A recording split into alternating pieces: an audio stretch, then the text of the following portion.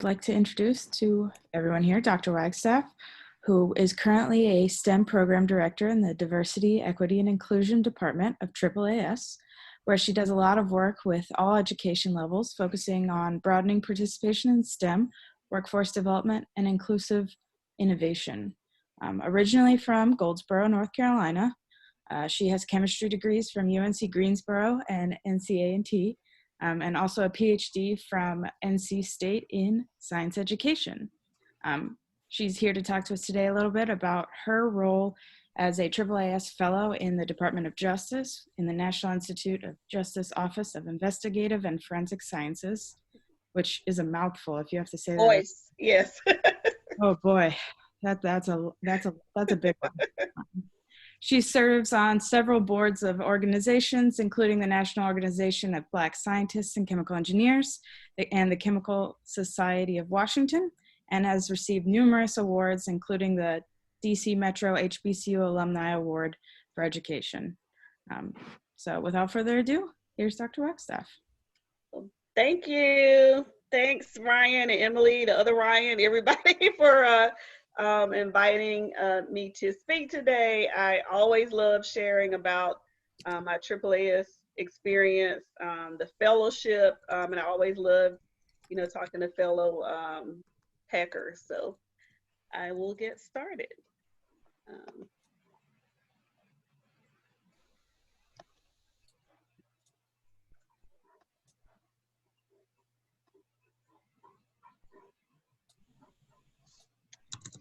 And can you see my slides okay?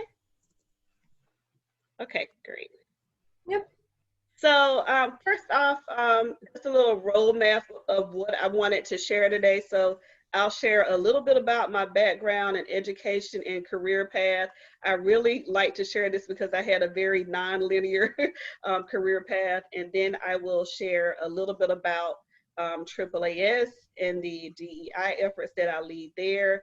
And then I will share program information about the fellowship, and then try to operationalize that by sharing my experience at the DOJ. And then I will conclude with just some of my tips and strategies for crafting a competitive application in case you're interested this year or in the future. And we can end with Q&A.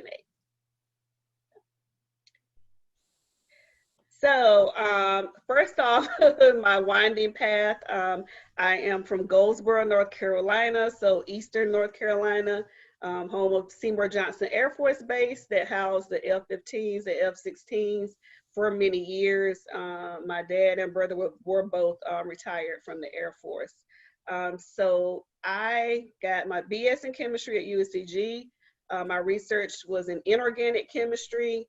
I then went on to North Carolina A&T and got a master's focusing on analytical and organic chemistry. And I actually did my research, my graduate research at the Roman Haas Company, so the inventor of acrylic polymers. As soon as I finished my master's, I went straight into industry. So Roman Haas is now Dow Chemical. I went straight into a 15-year career in industry that I loved. I really loved my job because I was in a problem-solving group. So most chemical companies and pharmaceutical companies, you have like a mass spec group, IR group, everything's like broken out by group. So I was in a problem-solving group where I had to, use all of these resources to solve customer problems. So figure out, what types of analytical testing we need, work with all the analysts, figure out, different methods of solving the problem and get back with a solution to the customer. I also did a lot of reverse engineering of competitive products and also did a lot to support like patent infringement cases. And so I always like to share this part of my story because it really changed the whole trajectory of my career. So I always have this like detour sign here. So I was in a field that I loved, industry that I loved, and my mom got sick in North Carolina. So I left a very lucrative, successful career as a research chemist to go back to North Carolina to take care of my mom. And then she later passed away in 2008. And then that's what led me to, go another path. For over 20 years, I have been working in the community, developing informal science programs, working with teachers, working with parents. So I thought, my industry career is over. I wasn't going to get another master's, so I said I might as well get credentialed in the area that I've spent so much time volunteering in, which was STEM education. And NC State was the only school that had a Ph.D. in science education. So I kind of transitioned to education. I taught community college at 2 community colleges for 2 years. I taught chemistry for nursing majors, and then I started my Ph.D. program at NC State in 2010. And I don't know, I think I must be one of the few people that, started and completed a PhD in a field that wasn't my main area in 3 years. So I started in 2010, finished in 2013 in science education at NC State. So I'm very, very proud of that. And my research there focused on motivation in STEM. So it was mainly quantitative research, analyzing a NCES data set, examining factors that predict science self-efficacy, STEM identity, and STEM career intent. So after I finished at NC State, I applied for the AAAS Science and Technology Policy Fellowship, which brought me here to Washington, D.C. in 2015. I actually ended my fellowship early in 2017 to take a position at AAAS, which is unusual, and I'll talk about that later.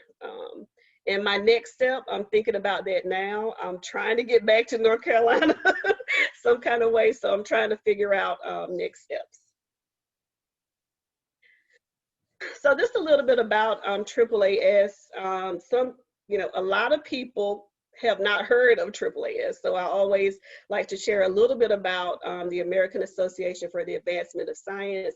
We are the oldest and largest general scientific organization in the world. We were founded in the 1800s, and we have over 200,000 members worldwide.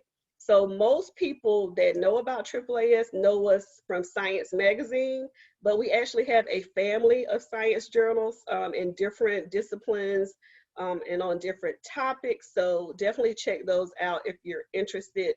Our mission is simple, but it's huge, and it's to advance science, engineering, and innovation throughout the world for the benefit of all people. And we do this through our programs and various initiatives and awards. Another big area for us is advocacy in all STEM areas. We were, instrumental in the March for Science. We're working on a number of human rights issues as well.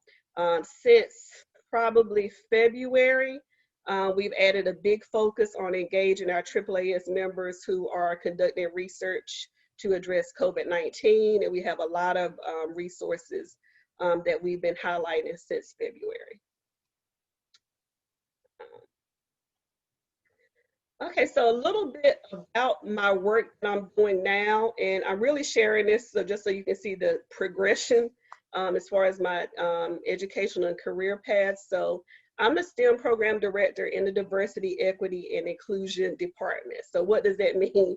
So I actually manage probably a $20 million portfolio of initiatives focused on broadening participation in STEM, workforce development, and inclusive innovation. Most of my grants are funded by NSF. Actually, all of them. All of my grants are funded by NSF, and they all include some type of conference or summit in addition to engaging the communities throughout the year. So one program that I manage is the Emerging Researchers National Conference in STEM, or the EARN Conference. So I don't know if any of you have presented at EARN, but I definitely encourage you to do that in the future. So this is a conference where I support about 1,000 undergraduate and graduate students to come present their research in all areas of STEM. It's always held in February in Washington, D.C. This year we celebrated our 10-year anniversary in February. And it's just a great way for undergraduate and graduate students to really share their research, hone their science presentation skills and develop their skills at presenting and defending scientific data. Unfortunately, our AAAS annual meeting and the EARN conference, which is the second largest conference that AAAS convenes, was canceled for 2021. But we have been doing like virtual engagements literally since March that I plan to continue over the next 12 months. So definitely check that out if you're interested in presenting in the future. We would have opened our call for travel award applications and abstracts, so you can apply for a travel award to come to DC to present. So I just wanted to make you aware of that opportunity. So the second initiative I want to share is the HBCU Making and Innovation Showcase. This is also funded by the National Science Foundation, and this has a focus for supporting students and faculty at HBCUs in the areas of making, innovation, entrepreneurship, and invention.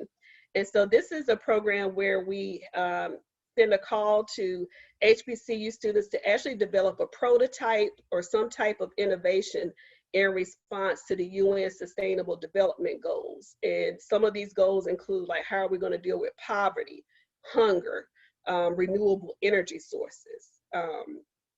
So that's really exciting. They come pitch their innovation. So I brought in a number of partners. One includes the Talent Scouts from Shark Tank. We partner with USPTO and a number of other organizations in the tech and entrepreneur space that help them, with developing skills throughout the 2.5 days. A third initiative is our STEM initiative, which stands for Scholarships for STEM. And this is a program by NSF, which basically provides scholarships to undergraduate and graduate students in all areas of STEM. It's actually awarded to the college or university. It's not given to the student. So you have to be at a school or university that has this particular scholarship. And basically this is to support the PI community. So I convene activities throughout the year. We have an annual conference, and you'll see a picture of Dr. France Cordova, NSF director, who spoke at our opening. But basically these types of awards are really to help the PI community develop networks across projects and within projects. So that's kind of a snapshot of 3 of the programs that I manage. Let me move on. So next, I'm not sure how much Jessica Suley from the fellowship office shares, so I do actually want to share program information about the policy fellowship, especially if you're interested in applying. So the AAAS Science and Technology Policy Fellowship is really an opportunity to engage STEM professionals from all around the country in all areas of STEM to come to DC for a year and address science policy issues. So, the 30,000 foot level. And it's basically, I can't really describe it. It's not like anything else I've ever participated in. It's not like a postdoc. It's not like an internship. It is a 1-year, very prestigious professional development opportunity where you're invited to come to DC because of your expertise in STEM and your potential to leverage that expertise to address these policy issues. And it's also a chance to learn about science policy in depth.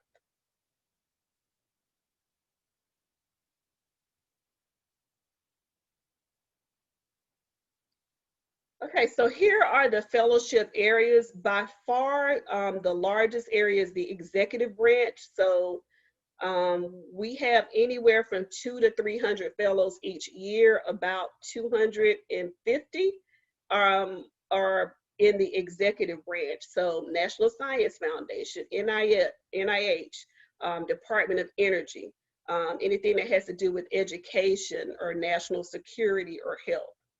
Okay, so the second area is the legislative branch, and these are our congressional fellows. And with the Congressional Fellowship, AAAS sponsors 2, and then the other 30 are sponsored by societies and associations. So American Chemical Society, APA, other societies and organizations sponsor those congressional fellowships. And many of them serve as, like the staffers that you see on TV. They provide expertise in science, technology, and engineering on a number of congressional issues. They help do the research to prepare members of the House and Senate with briefings. They help with preparing for testimonies. So they do a lot of things. They do a lot of communications as well and responding to queries. So the other area is the Roger Revels Fellowship. That's a special fellowship that only awards, I think, 1 fellow. And that's different from the rest because that's based on, either some emerging topic of interest that AAAS is really interested in. The next area is the judicial branch, and that is awarded to 1 fellow. So out of hundreds of applications, only 1 fellow is awarded the Judicial Branch Fellowship, and they actually work at the Judicial Federal Center. And those types of fellows work on a number of issues as well that might have to do with preparing education modules and packets for judges, really training judges and federal prosecutors and lawyers on how to actually understand science and technology and engineering issues. They do education modules at like the K-12 and undergraduate level. So it's really interesting. I'm learning more about the Judicial Branch Fellowship and the types of the impact that it has on how scientific data is presented in the courtroom. So it's really interesting. So those are the fellowship areas. So these are just a few of the federal agencies that you could be placed at. By far, most of the fellows are at NSF. So you have anywhere from like 50 to 60 fellows at NSF, about 50 fellows at NIH, and then the rest, probably the third agency might be the State Department. It used to be the State Department or USAID. But there's probably maybe 60 or 70 agencies that you could wind up being placed with, but these are some of the most prominent agencies. Also the U.S. Department of Education, USDA, and NIST are some of the agencies where we tend to have a lot of fellows. NIJ only had I think 3 fellows in the past, and then I'll share later why I chose NIJ because I had never heard of them. I went into this whole process just knowing that I'm going to be at NSF because on paper, it matched all of my interests in the type of work that I wanted to do, but I decided to go another route. So these are some of the societies and associations that also sponsor AAAS fellows. ACS sponsors a lot of fellows, but we also have AERA, APS, and other societies. So these are just some of the societies and associations. And for the Congressional Fellowship, or these sponsor ones, you actually have to apply through these organizations.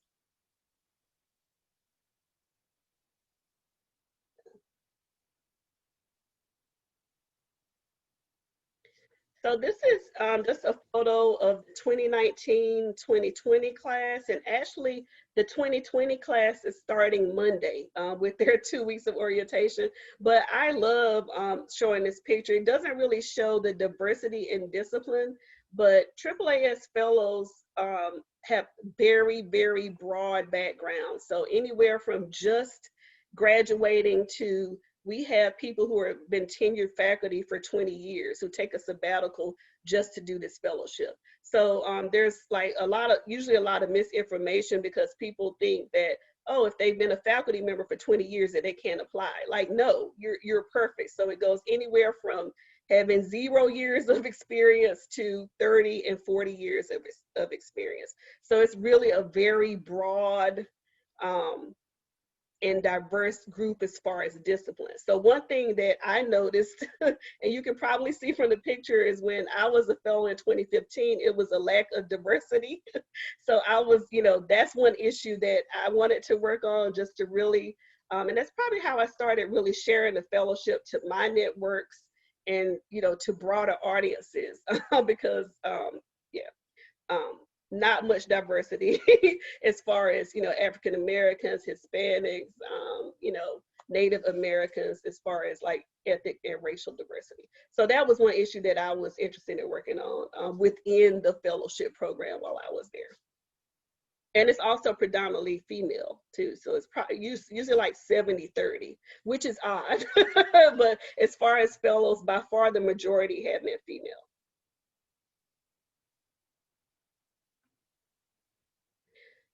Okay, so professional development. This is a part I like to emphasize because this experience, again, is like unlike any other experience that I've ever had. It is a professional development experience. So yes, while you're asked to leverage your STEM expertise to solve policy issues, you're spending the whole year in professional development. So it really starts with a 2-week orientation that I thought was invaluable, because we actually get a crash course in the federal government. We meet with members from Congress, especially from the science committee. We learn about how the House appropriation bills are drafted, how each of the committees work. And like, if you had to pay for the type of training that we get, it would be easily probably $100,000 in training alone. So that 2-week crash course in how the federal government runs as it relates to science policy was invaluable. Also, we have 12 monthly professional development workshops. I attended all of these. I would definitely recommend, if you become a fellow, don't blow these off, because it's valuable training in just science communications, really how to make the case. A lot of our fellows have worked in the area of climate change and just all that goes on in these different areas. So the professional development was very, very, very important. And now they've added, I see, funding for conferences and other events, which they did not have when I was a fellow. The final thing I want to mention is the affinity groups. So once you start your fellowship at your agency, you really don't get to see the other fellows, right? So you don't get to see the other 250 folks that are in the program. So these affinity groups are basically groups that the fellows started on their own. Like, it could be based on, hey, if you like Thai food, it could be based on just giving you some of the titles. One that we started was a diversity group to focus on diversity issues. Some of the fellows started a diplomacy group. So just any kind of topics that you're interested in, you can start your own affinity group. And this was a way for, and these were held at the AAAS office. So it was the one place where you got to see other fellows outside of your agency. It really felt like a community, because once you start at your agency, you don't see the other fellows. So definitely the affinity groups, they're topical based. That's something that AAAS does not manage. The fellows manage these and start these and run these on their own. Okay, so criteria and how you'll actually be evaluated. So I'm pretty sure this is the same, but you have to have completed your PhD by November 1st, which is the deadline. The only difference is for engineers, because the PhD is not the terminal degree for engineers. They accept engineers with a master's and I think a certain amount of years or experience. So that is the only difference, is for engineers. So here's a breakdown on what you'll be graded on or evaluated on. And the one that has the most amount of points, or the biggest weight, is being strong in your STEM discipline. Whatever that is, you have to show, and it's not just like GPA or certain courses you've taken. You have to show a solid foundation in your discipline, whether that's, and I'll talk about this later, whether it's publications, whether it's honors or awards. You just have to show that you're really strong in your discipline. And then the other items are leadership and potential. You'll have to communicate that on your resume. Like this group is a great example of leadership and potential. And then really like making the case, like why pick you, right? How can you translate your STEM expertise to solve policy issues? You have to clearly and concisely state that and make the case for that. The other two areas are, you know, of course, and always communication skills, you know, show your presentations from conferences and outreach. And I'm also a reviewer. So, you know, I look for, you know, have you shown any kind of interest in policy? It doesn't mean you have to be an expert in it, but have, you know, you should show something in your history where you were at least interested, you know, in policy issues. And then, you know, problem solving abilities is 1 to 15 points. Yeah. So here are the, you know, kind of roadmap for the deadlines, and I'll talk about the phases. So this application process is very intense and detailed, and it actually has 3 phases. The first phase is just the application phase, and that's due November 1st. We usually open on May 1st, but you know, with the pandemic, they were late opening. They were late opening, so they opened June 1st. So the deadline is November 1st, and the first phase is literally the application phase, and I'll share that in detail next. The second phase, if you make it, is you'll be invited to draft a briefing memo and present that to a board of experts. If you make it through that phase, you'll be invited to come to DC in April, late March, early April, to actually interview with all the different agencies that are interested in you. After that, if they like you, hopefully you will get a placement offer, and then you actually start the fellowship in August. So the deadline is November of this year, but you would start the fellowship in August of the following year. And like I said, the new class is actually starting Monday with orientation. Oh, one thing I wanted to mention, I don't know if any of you are interested in NIH, but I'll just share that NIH is the one agency that actually hires their fellows after the fellowship. So the other agencies don't have a history of that, but NIH uses the fellowship as like a recruiting tool. And they really like people who have like postdoc forever or at least done some postdocs. So NIH, you know, historically is the one agency that hires their fellows. So if you're interested in moving to DC, definitely, you know, keep NIH on your radar. So they're the only agency out of all of them that actually use the fellowship as like, you know, they're trying you out for a year. Definitely so.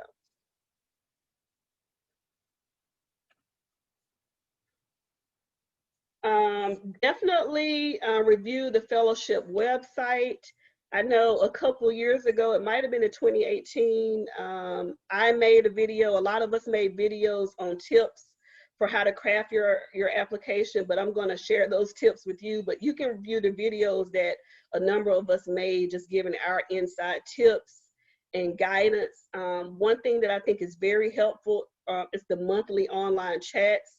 They go from May to December, and each month is either by a different discipline or a different sector. So if you're in chemistry or chemical engineering, you know, you'll be able to talk with current and past fellows within your discipline.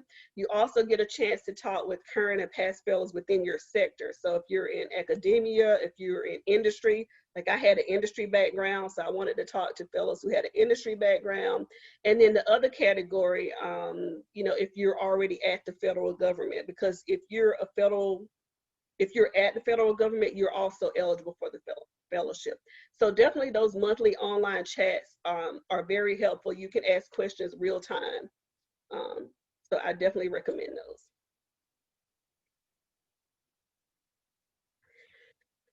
So now I'll transition to my work at the DOJ. So when I went into this process, in my mind, I was just focused on NSF on paper because I just thought that was the place to be. And it seemed like on paper, it really aligned with my interest in STEM education, broadening participation, diversity, all of those issues. But when I got my interview list, and what happens is if you make it to the interview stage, you'll come here to DC and you don't even know until the night before or the day before who you're interviewing with the next day. So hopefully they've changed it a little bit and given you a little more time to prepare. So on my interview list, I think I had 12 interviews.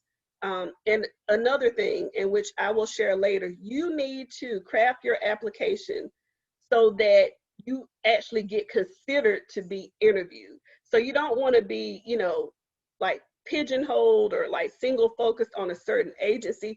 You want people to look at your packet and see where you can fit in different areas in different agencies. So you don't want to be really restrictive or prescriptive.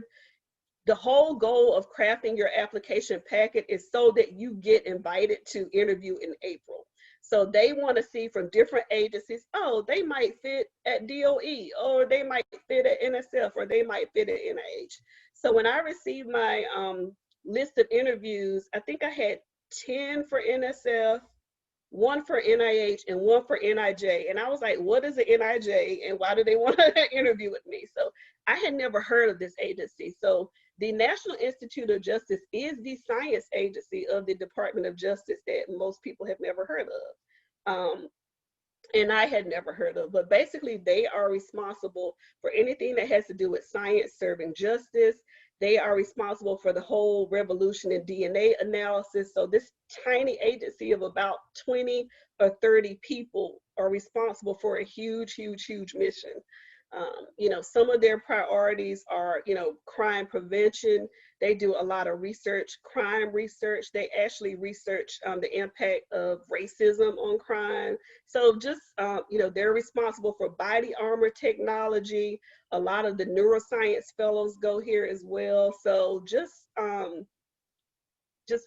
their mission was awesome to me.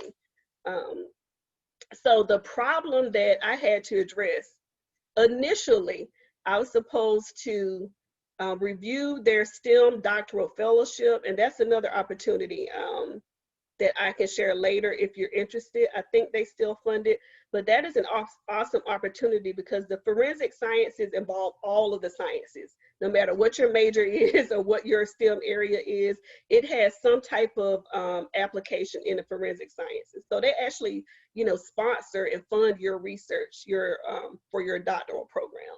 So my initial task was to diversify their STEM doctoral program.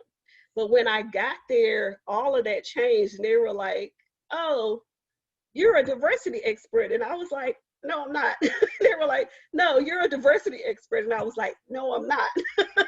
So what happened was I wound up actually developing and leading an agency-wide diversity and inclusion initiative. And if I had chosen NSF, I never would have had that opportunity at all.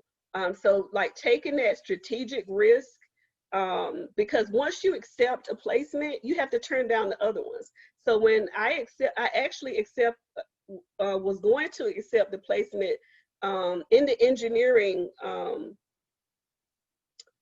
engineering directorate. So the directorate that manages the RAUs and the engineering centers, which NC State was the only one that had 2 engineering centers. That's the one I was going to accept, but I was like, this sounds awesome, but this NIJ over here that I know nothing about and that, you know, only has 1 fellow sounds really interesting. So I turned down that opportunity and accepted the position at NIJ. So just be strategic, because I look back on that and that really changed the trajectory of a lot of the work that I do now. I was asked to sit on councils about forensics. I was asked to write op-eds for the Washington Post. So just opened a lot of doors. Okay, so the actual problem that I had to address at NIJ was just a lack of diversity across the board. So a lack of diversity with staff at NIJ, a lack of diversity in the STEM doctoral fellows, a lack of diversity with the R&D grant reviewers. They were calling their friends to be reviewers. So it was literally starting from scratch as far as diversity. So I always mention that to say, just be strategic, take, calculated risks.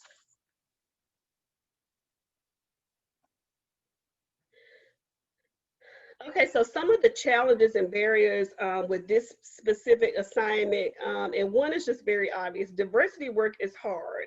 And for me, it was hard because I always feel like this kind of work is always assigned to the person who is considered diverse, right? So I was the only African-American fellow they had ever had. So it's like, who is this person coming in to tell us, we're not doing well with diversity? So I'll be 50 in October, and my experience with this area is this work is hard. It's very hard, and it takes a team of people. You have to have leadership from the top down, which fortunately the DOJ director at that time was very interested in diversity.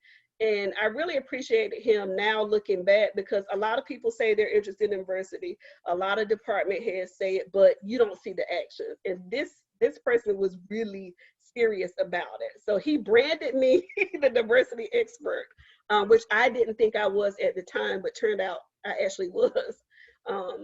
Another challenge or barrier is that unlike other science agencies, standalone science agencies like the NSF or the NIH, NIJ is led by lawyers because it's within the Department of Justice. So just really trying to navigate and get things done, unlike a standalone science agency, was very, very difficult. And also, NIJ did not have the history or record like an NSF or NIH when it comes to like diversity initiatives. So I was literally starting from scratch, from zero. So another thing, the whole outsider syndrome. Who is this fellow coming into our department to teach us about diversity? That was a huge challenge. And I guess my mentor, my supervisor, he wanted me to do these diversity trainings. And I was like, no, I don't want to call them trainings. I don't even want to use that type of language because I thought it would make people uncomfortable. So I just called them frank discussions because I wanted to like make people more at ease and not feel like I was coming in trying to teach them that they have no diversity. So just changing the whole tone and language really helped a lot. People said some nasty things, but I was okay with that. I was just like, let it rip. Let us have this time to have some frank discussions. So another challenge or barrier was just, misconceptions. I really wanted to share like opportunities with NIJ to broader networks, professional societies that I work with, just kind of low hanging fruit, general things that I've been doing for years. And they thought that, oh, if you share this with, HBCUs and MSIs, it's like, you're sacrificing quality in candidates. And that was just so offensive. But that's the reality that I was dealing with in this agency. So like, be prepared to try to misspell or dispel like myths if you're doing any kind of diversity work. That was a huge, huge barrier. So some of the strategies that I employ that turned out to be very successful is whenever I come into a new situation, I listen, I observe a lot, and I ask a lot of questions. So that's what I did is, I call that onboarding, really talking to people about the work that they do, not coming in as the expert, because that's one feeling that a lot of these agencies have about fellows coming in, is that like, you're coming in as the expert to like fix us or you're coming in to tell us how to do our work. And I really wanted to take a very different approach, and that's what I do generally in life is I listen, I observe, I try to learn from others, and I ask a lot of questions.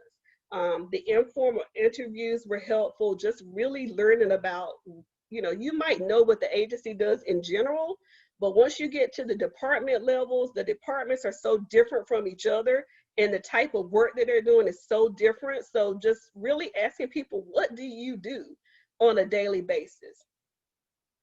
Another strategy was really finding advocates, and I'm good for that. I focused on finding advocates within NIJ in the Office of Justice Program. So I met with the Equal Employment Opportunity Director. I met with the division directors, and I just found people to help to try to mentor me. Outside of NIJ, I reached out to the Office of Science and Technology Policy, OPM. I reached out to other fellows in the White House Initiative on HBCUs. So I built like strategic collaborations within the agency and outside the agency. That will definitely help you and go a long way in your fellowship. Again, finding common ground.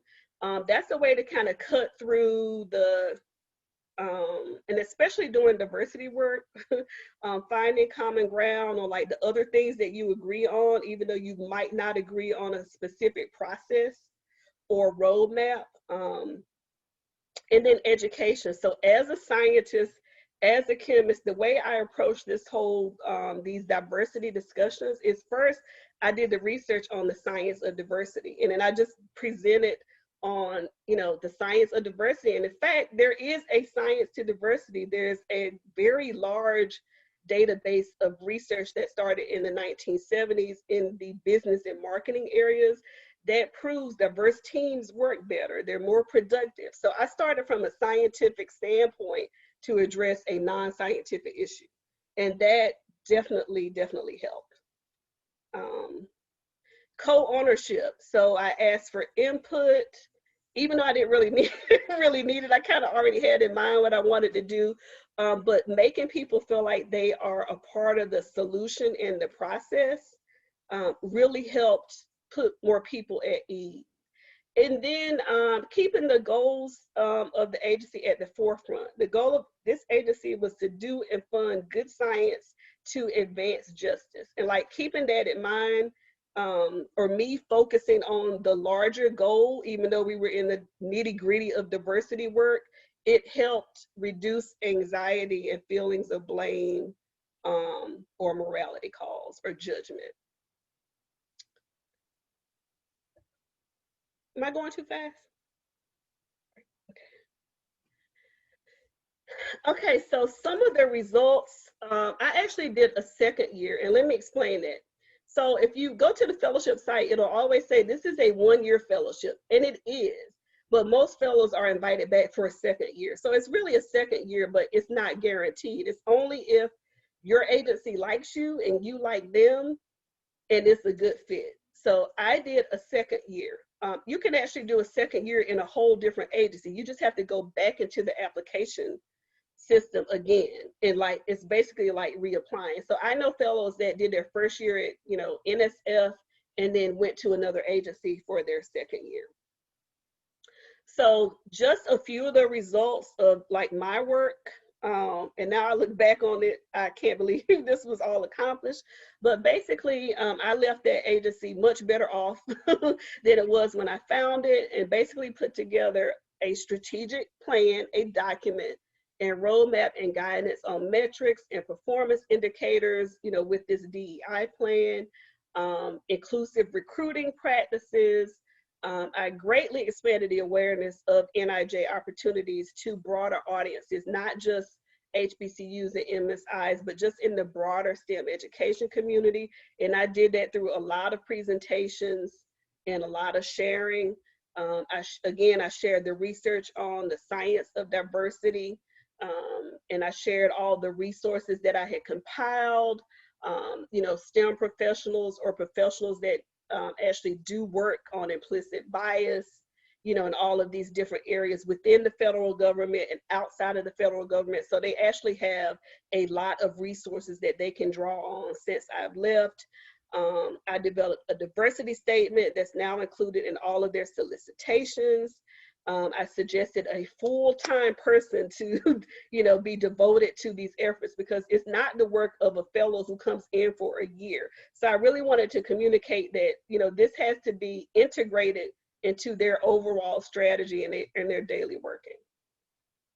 Oh, and I also had 2 publications. One was I received an award from, I think, a journalism organization.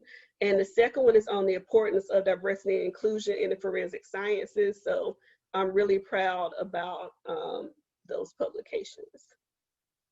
And that was in the NIJ journal.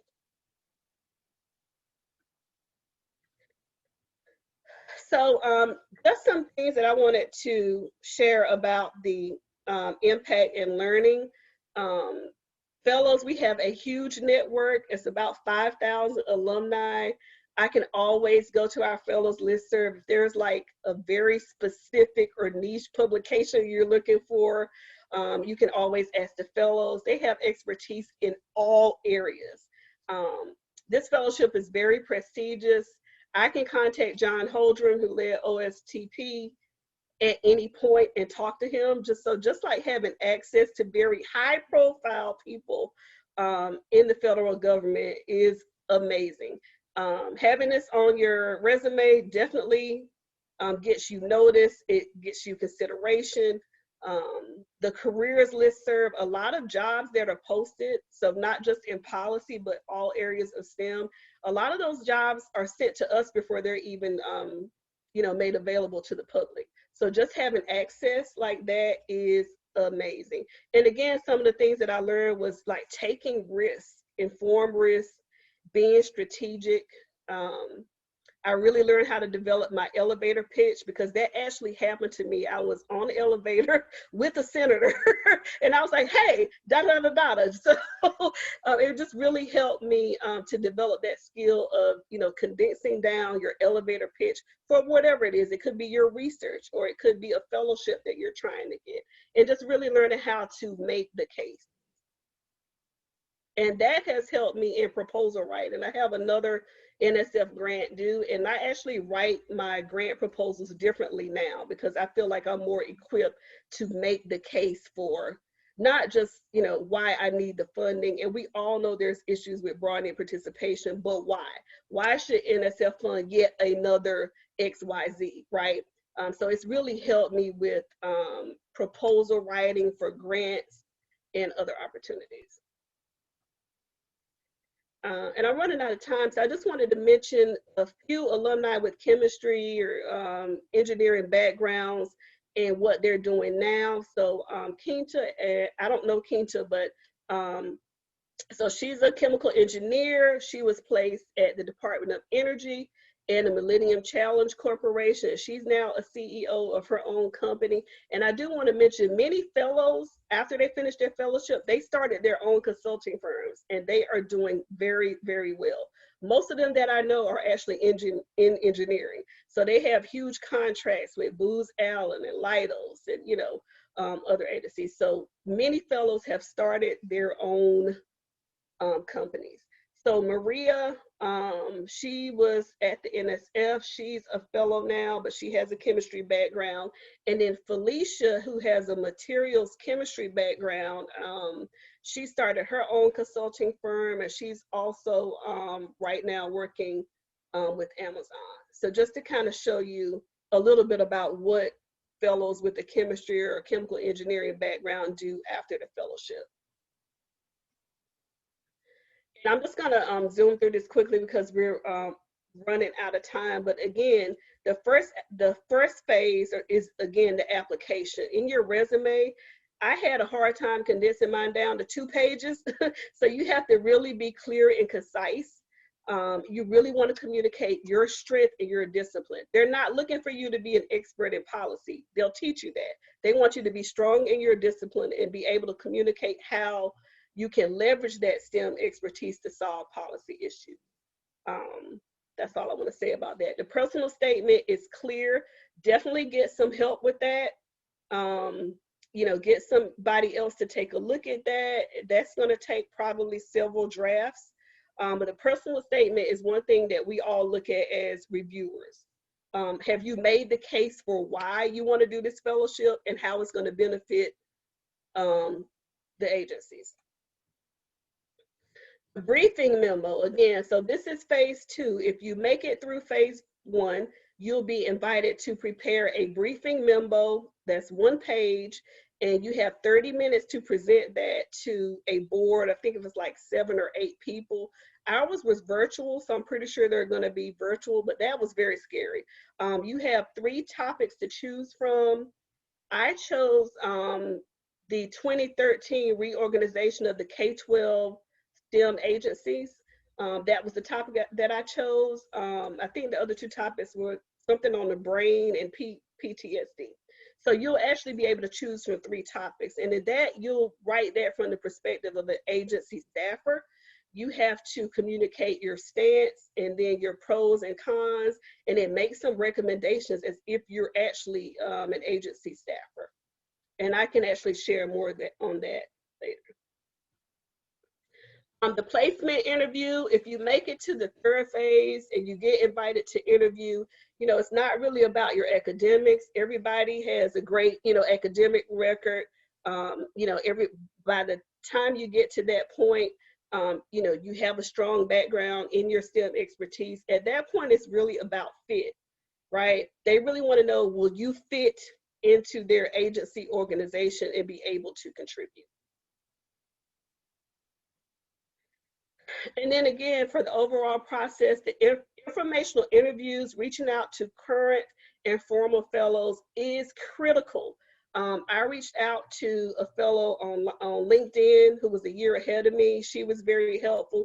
Many people reach out to me on LinkedIn. So definitely do those monthly online chats and then reach out to current and former fellows, especially if you have a certain agency in mind. And that's the Q&A. I probably ran a little long.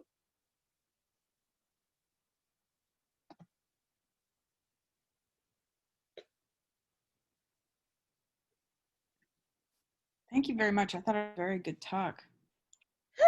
I think I was very expansive, and I appreciate it. I feel like I learned a lot. I guess now we can take any questions. Does anyone have anything? Yeah, I have a question. So I know you talked a lot about how NIH is the one agency that likes to hire fellows, and you kind of touched on other options people go to after finishing their fellowship.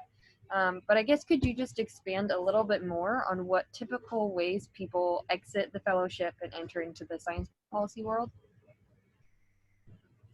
Yeah, so probably about a quarter, a third of the fellows, let me start off. Most of the fellows stay here in DC. They like the DC area. So most of them, so a large percent either find a position at their agency, which is not highly likely, but some fellows do get hired, or they find some other job doing policy work, contracting or consulting, or at some other organization doing policy work here in DC. And then a percentage go back to their lives. They go back to their faculty position, or they go back to their other life. The majority actually do stay here in DC, whether it's working at their agency that they served at or working at some other area. So I just try to show a few examples that had chemistry backgrounds, but it's very broad. So a lot of the fellows have created their own positions. They're working in different agencies, or they're just working in different organizations in the policy world. And the policy world is broad. Like, you could be doing science communications. You could be a policy advisor. We had a number of fellows that actually worked for the Obama administration in the Office of Science and Technology Policy, and then left after he went out of office, went to some other positions. But so doing the monthly chat, the online chats, is a great way to see where all these different fellows are and the different types of work that they do. On the website, you'll see a newsletter called Fellowship Focus, where we share our work during and after the fellowship, and you can see all the different places where they wind up. So I definitely recommend checking that out. Thank you.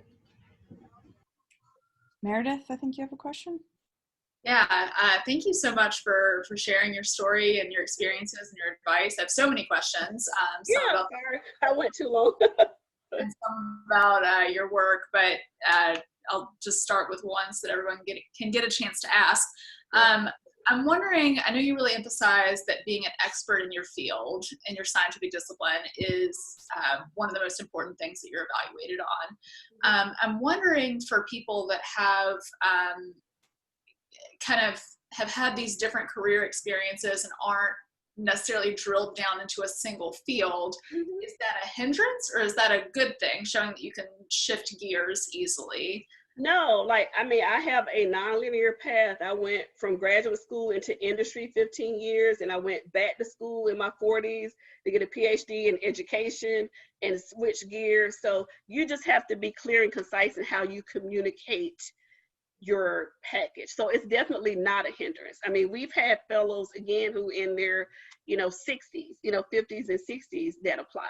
So I, as a reviewer, look at that as a plus that shows you've had, it's all in the framing of your experience. And I will mention, like, the oldest thing on my resume was my work at Roman Haas, which was over 10 years ago, 10 years prior when I applied. And I thought that it was a setback for me because I left an industry job that I loved, and I was, no longer a scientist in education world.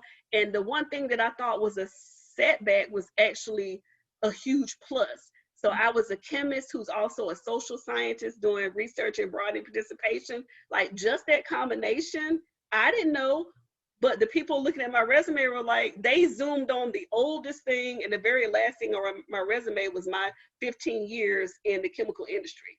And I thought I was so removed from that, but as far as NIJ was concerned, they were like, no, we want somebody with a solid chemistry foundation. We'll teach you the science, the policy part. Like, they don't need you to be a policy expert. Just be good at what you do and be able to communicate that on paper. So it's definitely not a hindrance. Great, thank you. It looks like we had a question or a series of questions in the chat, so I'll read it out really quickly. Okay. How did you develop your approach at the DOJ? Seems the strategic plans, research findings, and research outcomes were all comprehensive. Did you learn these methods before you arrived at the DOJ for your fellowship, or did you learn by doing? I learned by doing. So as I mentioned, I was branded the diversity expert, and I was not.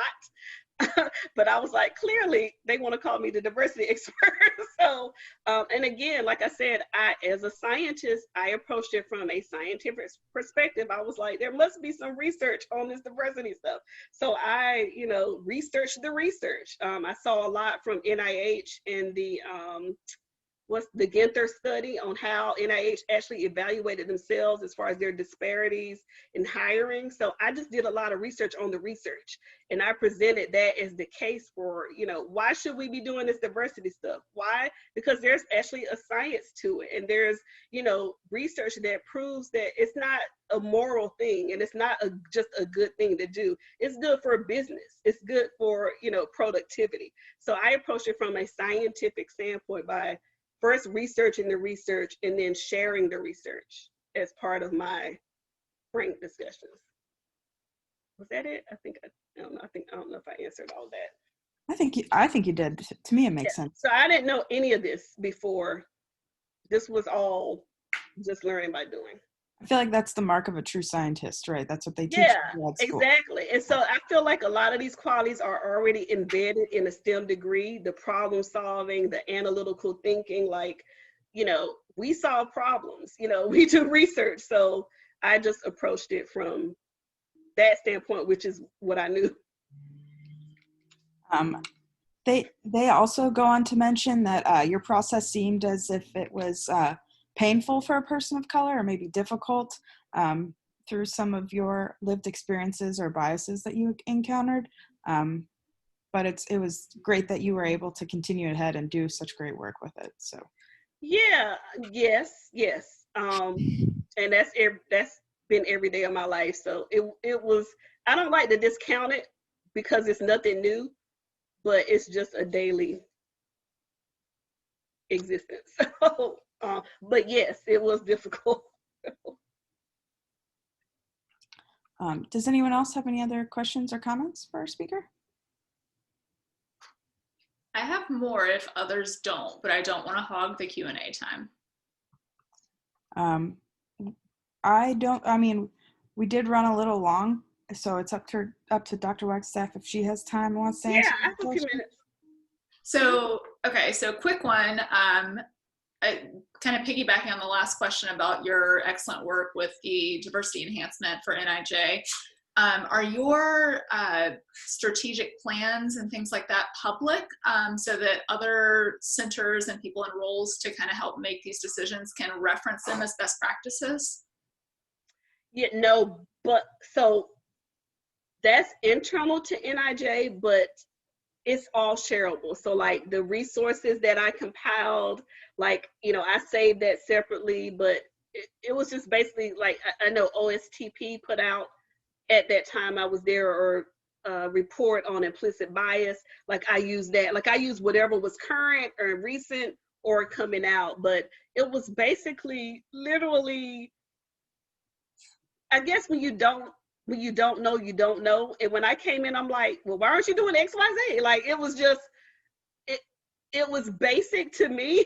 Like if you say you're trying to, recruit people from diverse backgrounds, why aren't you going to the Novichok conference? Why aren't you going to AAAS? Like why? Like, so I literally presented on all the different conferences that they could be presenting at or recruiting at. It was just like, it was not rocket science to me. I actually compiled all of the HBCUs that had doctoral programs in STEM. So I was like, you can't say you can't find us. We're not lost. So we're, it's just, you're not doing the things to really implement inclusive recruiting practices. So, and that really bothered me is when people say, well, we can't find, ethnic and racial minorities doing work in X, Y, Z. I'm like, that's not true, because again, we're not lost. It's just, you might not have the tools and the resources and strategies, but it's all available. So to me, that was kind of like low hanging fruit. Like, why aren't you presenting at SACNAS and ACES and Novichok, and like literally. So I would literally present all these options and opportunities to them. So they have all of that, all the resources compiled. But yes, so it is internal to NIJ, but it's definitely shareable. Like I can share that. Okay, great. Yeah. I have one more if no one else has questions. Okay. Okay. So fellow North Carolina native, I love North Carolina and want to stay here. I'm wondering if you have any insight on kind of local policy opportunities in North Carolina, because I know like our state legislature is not a full-time thing, and I'm interested in science for policy, not necessarily policy for science. So I do kind of like that governmental interaction.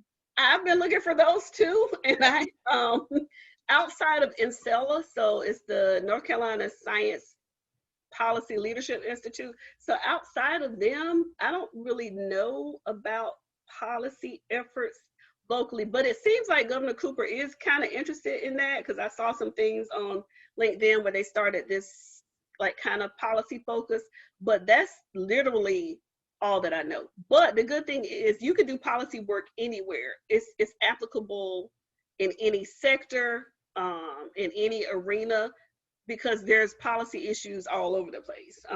It's really just about framing, getting buy-in, and working on the solutions.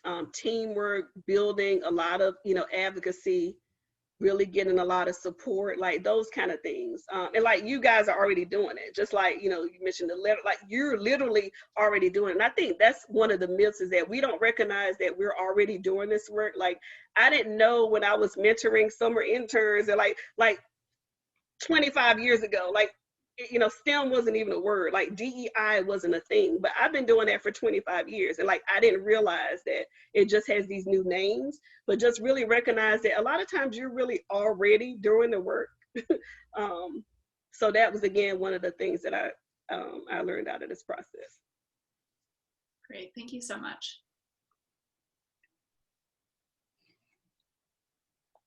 Well, one quick question. Yeah. Would you be comfortable with us sharing your email for everyone in case we have any further questions? Yeah. Oh, and I meant to put that up there. Yeah, and then I'm on LinkedIn, so people reach out to me all the time, all the time. Okay. Well, and I'd just like to thank you very much for giving this talk. We really appreciated you taking the time to talk to us. You're welcome. So, Can we get the photo, Ryan, so I can share it with AAAS? Our group photo. We need to coordinate our applause so that they're all there on time. So maybe we could do like a. Yeah, Tim, do you want to call it Oh, sure, yeah. for like a smiling one, or? Yeah, sounds good. All right. On the count of 3, put the clap reaction and then smile. All right. 1, 2, 3. All right, got it. Okay. All right. Well, I enjoyed. If there's any other questions, just follow up. But definitely, reach out to fellows. Like I literally did that, and people actually respond. Like people are surprised when I respond to them on LinkedIn, but I always try to get back to students because I know how it is when you're trying to figure out next steps, and you don't have to have everything figured out. It's just about exploring opportunities and options. So, okay. thank you so much. Thank you. Thank you. Take care. Thank you.